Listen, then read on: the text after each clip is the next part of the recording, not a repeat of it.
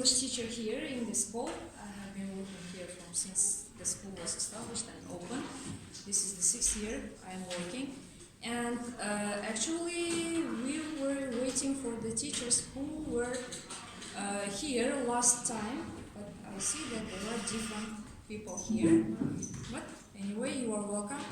And the last seminar we talked about assessment criteria and how to formulate it, but today we are going to talk about how to develop tasks and activities to achieve that learning objectives and lesson objectives. So, first of all the learning objectives, lesson objectives, our teaching methods, and of course assessment are, they go together. They are bounded, connected to each other, and there is a tight bond between these three. And first of all, it's important to ensure that there is an alignment between teaching methods, learning objectives, and of course, if we have learning objectives, there will be learning outcomes and of course assessment criteria. This correlation between all these three helps to make the overall learning experience of the student transparent and meaningful.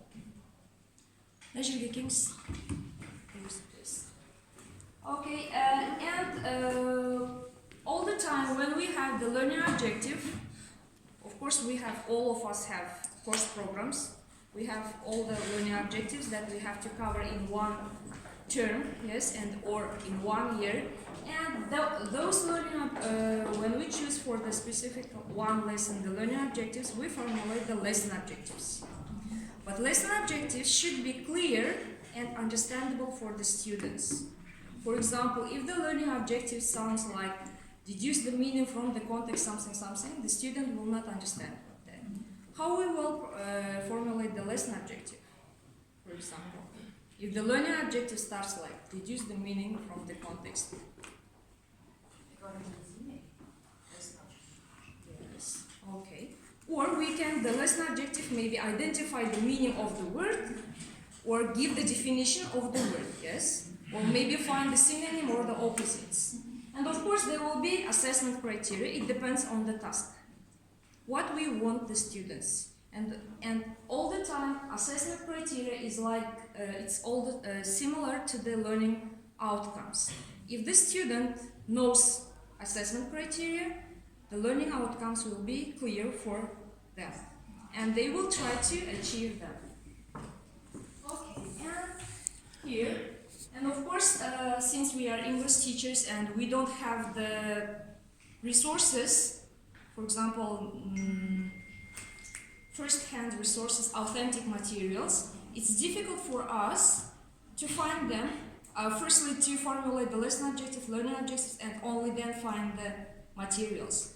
From my experience, I can say that we all the time, in our department, we firstly find the material, resources, according to the topics that we have, and then only we formulate the lesson objective and assessment criteria. And in that cases, we may find brilliant, outstanding, perfect activities or tasks, but it may not meet the learning objectives and we need to be sure that learning objective is the priority one thing in our class, not the activity. Next, as I said, that lesson objectives, learning objectives, assessment and teaching methods are bound together. Here is so I told a little bit about the lesson objectives, but here is assessment. Every lesson, how do we assess students? We know there are two types of assessment, yes? Formative and summative, yes. But every lesson, do we have summative assessment? No.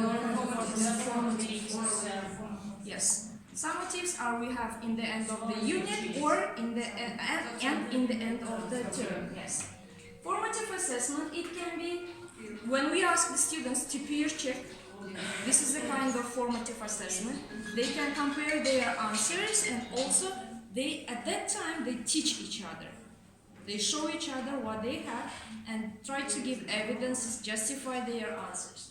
And then open class discussion.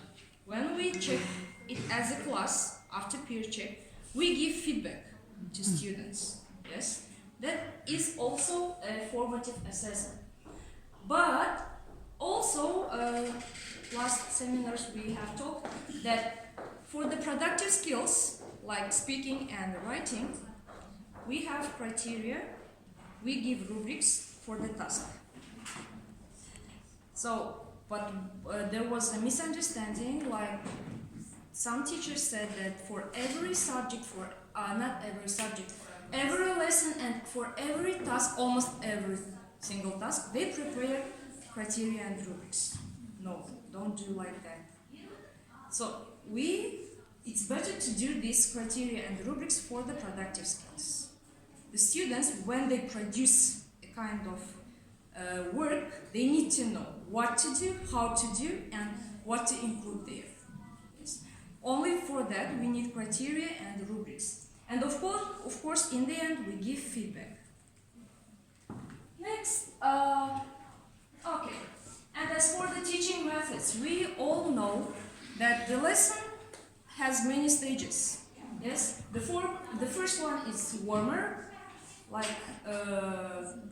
warmer presentation, then comes practice, production, and in the end, review and feedback.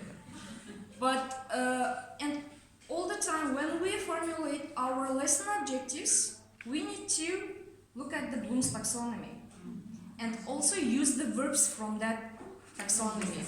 It's really helpful to formulate the lesson objectives, and of course the lesson, if you have noticed, goes the same as the Bloom's taxonomy. Now please, can you look at this and match please the stages of the lesson with the Bloom's taxonomy levels. For example, in the warm stage, what? Yes, of course, knowledge. What about presentation? Comprehension, yes. Actual comprehension and knowledge can go in warmer and presentation at the same time. And then what about practice? Application. Of course. What they have learned, they need to put into practice. Yes. And production? Analysis. Analysis. And the synthesis. And synthesis, yes. And the last? Evaluation. Evaluation, okay. So in the last stage, evaluation, who evaluates whom? Students, each other, teachers, students, and yes. And also student teachers. Sometimes. We need to ask the students' opinion as well. And here is the okay. And when we choose the tasks, there are some things that we need to consider. First of all, the tasks should be age appropriate. Yes. We can't give, for example, for the elementary student a text which from BBC, just take it and give it. Yeah. Yes. We need to update it. And level of the language, of course, intermediate, upper intermediate, yes, we need to consider that. And also we need to focus on skill. What is the main objective of our lesson? No, Skill or system? Do we know what is system? There are some lessons that we focus on grammar, vocabulary, pronunciation, and discourse. Discourse, I hope you know what that is, function. Yes. Okay, and of course, student interests. Psychologists in our schools conduct a survey in the beginning of each year to identify the students' learning style and their learning preferences. And when we plan the lesson, we try to consult with that survey results and consider the results as well. For example, if there is a person who is kinesthetic or a person who is more likes walking around, moving, we can't give them the text and make him sit all the 40 or 80 minutes. We need to try to